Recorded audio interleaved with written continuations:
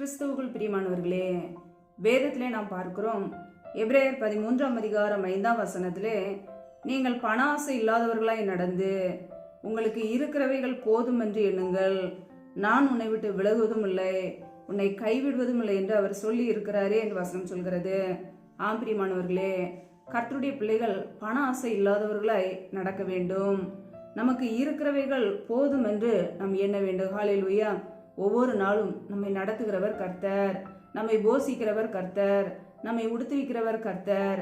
அவர் நம்முடைய தேவைகளை ஒவ்வொரு நாளும் சந்திப்பார். ஹல்லேலூயா. வேதத்திலே வாசிக்கிறோம், உண்ணவும் உடுக்கவும் நமக்கு உண்டாயிருந்தால் அது போதும் என்று இருக்க கடவும் என்று வசனம் சொல்கிறது.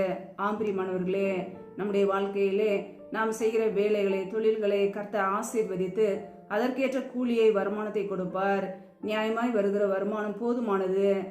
இன்றைக்கு அநேகருடைய வாழ்க்கையிலே பண ஆசையினாலே அநேக தீமையான காரியங்களை செய்கிறார்கள்.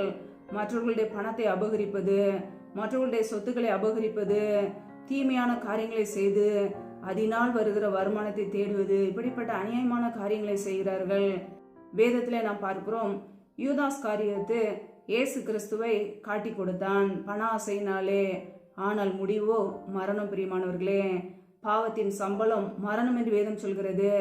நம்முடைய வாழ்க்கையிலே பாவமான காரியங்களை விட்டு விலகி மனம் திரும்பி அவருடைய பிள்ளைகளை வாழ வேண்டும். ஹல்லேலூயா.